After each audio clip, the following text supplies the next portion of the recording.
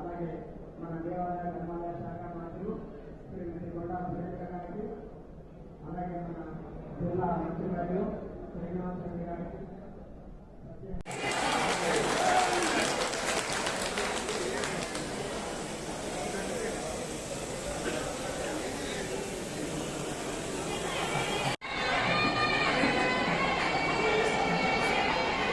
అలాగే జాతరని కూడా అందరినీ కలుపుకొని విజయవంతం కంపల్సరీ చేస్తాము. ఎక్కడైనా భక్తులకు ఇబ్బందులు అయినా ఏదైనా కూడా మా డైరెక్టర్లకు కానీ ఇండోమెంట్ ద్వారా కానీ ప్రతి ఒక్కరిని కూడా కలిసి జాతరని విజయవంతం చేస్తానని తెలియజేస్తా ఉన్నాను. Thank you. సమగ్ర పూజారి అయినటువంటి సిద్ధపేట జగ్గారామణ గారికి, సార్లమ్మ చైర్మన్ గచ్చి పటేల్ గారికి, అదేవిధంగా వేదిక మీద మరి సెలెక్ట్ అయి సభ్యులుగా ఎన్నికై ఈ ఉత్సవానికి అవకాశం వచ్చినందుకు వారందరికీ కూడా పేరు పేరున హృదయపూర్వక నమస్కారాలు, ధన్యవాదాలు. పత్రికా మీడియా సోదరులకు, మరి అదేవిధంగా ఇక్కడికి వచ్చినటువంటి భక్తులకు, ఈ కమిటీ విషయంలో కోర్టులో కేసు ఉన్నది కాబట్టి శాస్త్రమైనటువంటి కమిటీ వేసుకునేటువంటి అవకాశం లేదు కాబట్టి మరి ఉత్సవ కమిటీకి ఈసారి ఉత్సవ కమిటీగానే మళ్ళీ కొనసాగుతుంది. తొందరలోనే కోర్టు కేసు అయిపోతే మరి మిగతా కమిటీ కూడా పర్మనెంట్ గా వేసుకొని ఈ ప్రాంత అభివృద్ధిని స్వాస్థ్యంగా ఉండే విధంగా ఆ తల్లుల యొక్క గొప్పతనం ప్రపంచానికి మరి 10 యుగాలు ఈ సమాజం ఉన్నంత కాలం, భూమి మీద మానవులు ఉన్నంత కాలం ఆ తల్లులకు పూజలు జరుగుతాయి, జాతరలు జరుగుతాయి. వారి యొక్క గొప్పతనం ప్రపంచానికి 10 తరాలకు 100 తరాలకు వెళ్ళాలంటే ఇక్కడ చరిత్ర లిఖించబడాల్సిన అవసరం ఉంది. కాబట్టి ఇక్కడటువంటి ఉత్సవ కమిటీ కూడా చాలా బాధ్యత ఉంది, పూజారులందరికీ కూడా బాధ్యత ఉంది.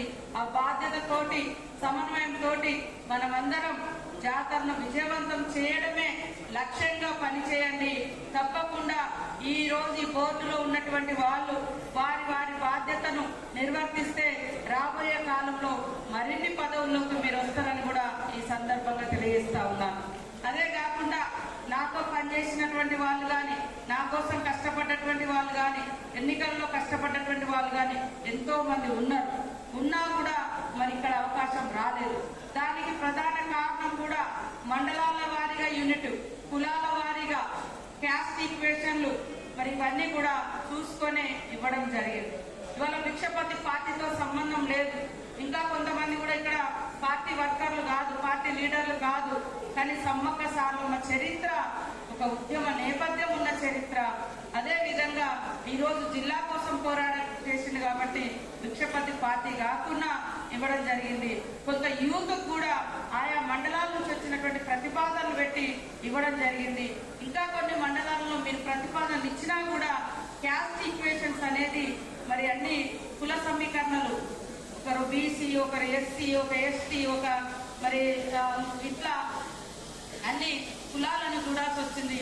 అదేవిధంగా మరి ఆల్రెడీ సంపూర్ణంగా పూర్తిగా మరి ఆదివాసులతోటే నిండి ఉండాలని కేసు కూడా కోర్టులో ఉన్నది కాబట్టి మరి ఈసారి మనము మిగతా వాళ్ళ కంటే గతం కంటే కూడా ఎక్కువ ఆదివాసులకు కూడా ఇవ్వడం జరిగింది. అయినా కొంతమంది వ్యతిరేకంగా స్టేట్మెంట్లు ఇస్తే అటువంటి పరిస్థితి కూడా మనం చూస్తా ఉన్నాం. కొంతమంది ఈ జాతరను ఎట్లా డిస్టర్బ్ చేయాలని చూసేటువంటి వాళ్ళు కూడా ఉన్నారు.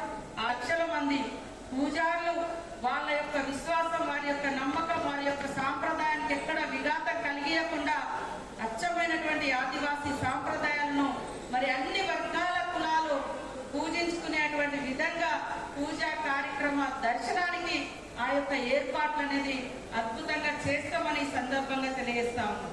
ప్రతి రూపాయి అవసరం మేరకే ఖర్చు పెడుతున్నాం.